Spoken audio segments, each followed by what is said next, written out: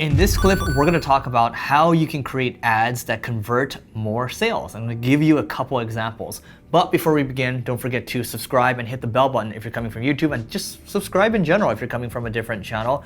So if we think about how things are done today, a lot of businesses, they're gonna raise money from venture capitalists, and what happens is a lot of that venture capital money goes into advertising. So they spend money on Facebook ads, Google ads. Now, what people are starting to forget now is the long lost art of copywriting. That's the first thing.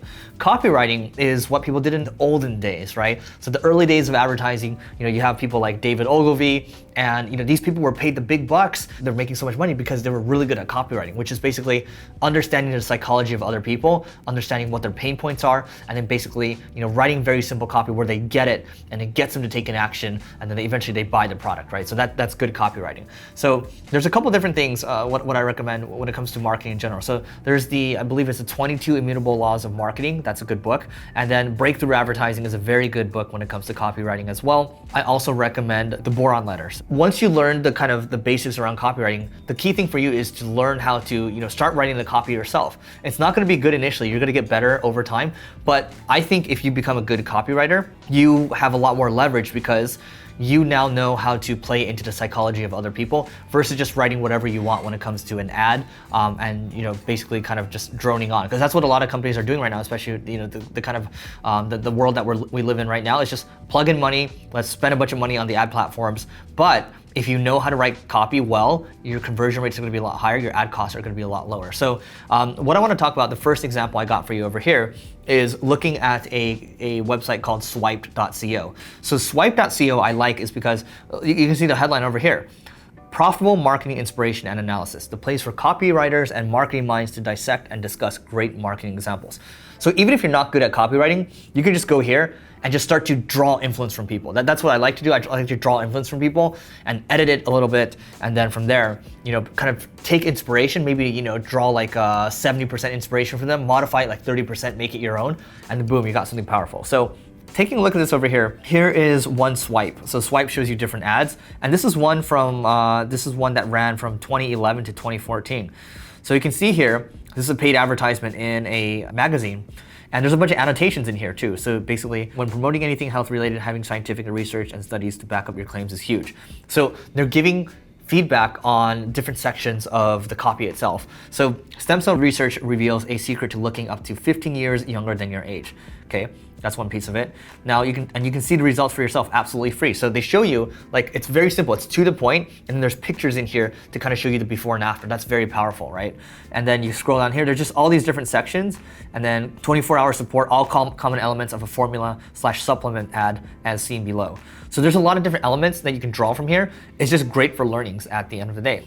If I'm selling anything in the health related space, if I'm selling any supplements or anything like that, I can draw inspiration from this ad because this looks good, I feel good about it, I feel like I might take action around it, so that's good. Let's go ahead and pull this example over here. So create your own t-shirt store. So let's view the swipe file for this one. And you can see this one is kind of a mid-form landing page. And again, I'm drawing more inspiration. So there's a lot of websites like this, but I like swipe.co to kind of get examples to help you, because these people are spending so much money on ads already, you just draw like an idea here and there and then you can go. Sometimes it just takes, to get the idea motor moving, all you have to do is just take a look, draw some inspiration, and you're good to go. I also like looking at the Facebook ad library. So let's say I want to look at the type of ads that Nike is running. I can go ahead and go to Nike football. And then this is the Facebook ad library. It's literally free to use. And I can see all the ads that they're running right now, okay? So I can see like what type of copy they're using, which ad formats they're using. I can see the images too, they're very powerful, they stick out. And I just think, wow, these are really good images too. There's good videos here too. So these are, again, this is inspiration. Like if you run Facebook ads, that's good. Land-Book is another good website too. So you can see all these different landing pages over here. And a lot of what I'm noticing is a lot of websites are all kind of starting to look the same now. You go down here, Land-Book, you can just keep scrolling, and just literally, if you're making a brand new landing page or a brand new website, just go here, draw some inspiration. Again, 70-30, 70% draw inspiration from other people, 30% make it your own, and it's basically a customized version of, well, it's your creation. So the last thing I'm going to share right now, this is the fourth example, and I have a lot more to share, but let's just go with this one. So user onboard, what I like about user onboard is that they actually look at how people are onboarded into a product. So this one is how Apple Music onboards new users. So you can see this, I can just keep clicking, and then there's all this feedback around it, right? So what I'm looking for here is I'm looking for inspiration, but also the feedback that they're giving here for user onboard or swipe.co. They're like, oh, okay, there's a fun splash screen and should be another second for the rest to load. And then you click this and you continue to go on over here. So audiobooks have moved. So they're basically critiquing this too. So they're like, this seems like a bad experience. So that's basically telling you that you don't want to do something like this. You don't want to make a mistake like what Apple is doing. And you would believe Apple, one of the most valuable companies in the world, they don't make many mistakes, but they do make mistakes like this, right? So you continue on over here and they're just talking about, hey, this is actually a bad user experience. So when you think about psychology in terms of how to make people convert better, not even just from ads, but you look at, when you look at user onboarding, well, how does that relate with ads in the first place? That does relate because you're dealing with psychology. You're dealing with human psychology because certain ads have different interactions with people, right? So if you can figure out how to maybe draw some inspiration from how, like, let's say you look at this Apple onboarding, right?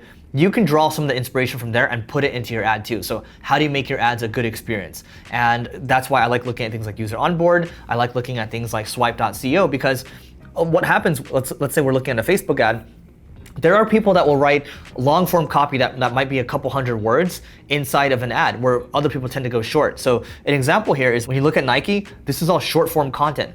But the people that write long form content, guess what? They add some emojis in there. Sometimes that tends to convert better. Swipe.co might not be Facebook, it might not be Google, it's not Facebook ads or Google ads, but you're drawing inspiration from long form copy that you can use for yourself. You can look at user onboard too. It's like, okay, yeah, you're looking through like how people are onboarded, but that matters too because how well you onboard someone basically is a good indicator of how sticky they are gonna be with your app. So if you're trying to think about, okay, how am I gonna get people to convert? But also how are you gonna get people to stay too? So you gotta think about all these different dynamics because we're all playing with human psychology here. That's why these websites are around. That's why user design is the way it is. That's why user interfaces are the way they are because people keep testing over and over and it's same thing with ads. You're gonna keep testing. Same thing with onboarding, you're gonna keep testing. Same thing with pricing, you're gonna keep testing over and over and over. That's one of the key things. So also, if you create something that's really good, it might last for, especially like a Facebook ad or a Google ad. If you're lucky, it might last for a year, but in most cases, it's probably gonna start to teeter off in like maybe a month or two. So you have to keep it going, you have to keep testing new things, which means you have to continue to keep learning because the moment you start to be complacent, someone else is gonna be out there and they're gonna be out there to come eat your lunch, okay? So these are a couple things I like. So again, swipe.co, useronboard.com, Facebook ad library, and I like looking at Landbook as well, Land-Book, and I'll give you a bonus too. Look at Dribble, Dribble. Dribble is great too because you can see how people are designing ads. Just type in ads in there and you can see what ads you like. Again, draw inspiration, learn from other people, draw the inspiration, create an action item, do that action item, go back and rinse and repeat. That's how I've been doing things. That's how things have been working. And eventually it starts to compound. You build this big snowball and you're just indestructible at that point. So let me know what you think I missed in this video. And don't forget to check out the next video over there if you're coming from YouTube. Again, let me know in the comments, like, what did I miss exactly? And don't forget to rate, review, and subscribe if you think this was, if you like clips like this, and we'll see you tomorrow.